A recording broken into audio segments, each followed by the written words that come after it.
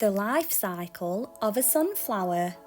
Sunflower seeds can be black, white or striped. First, the seed is planted in the soil. With a little water, sunlight and warmth, the seed begins to germinate. During germination, the seed splits open and tiny roots start to grow down into the soil to find water and nutrients. At the same time, a small shoot pushes upward towards the light. Soon, the shoot breaks through the soil and grows toward the sunlight.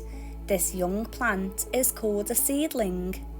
The seedling needs plenty of sunlight, water and nutrients to grow strong. As the seedling grows, it develops its first leaves. These leaves use sunlight to make food for the plant through a process called photosynthesis.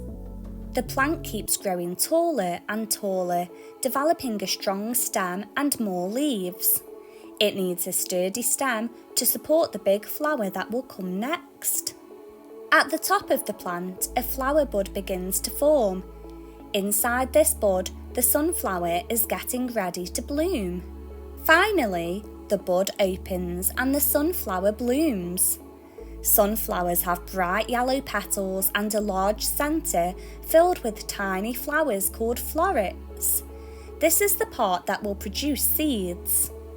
Sunflowers attract bees and butterflies, which help pollinate the florets. Pollination is important because it allows the flower to produce seeds. After pollination, the centre of the sunflower starts to form seeds.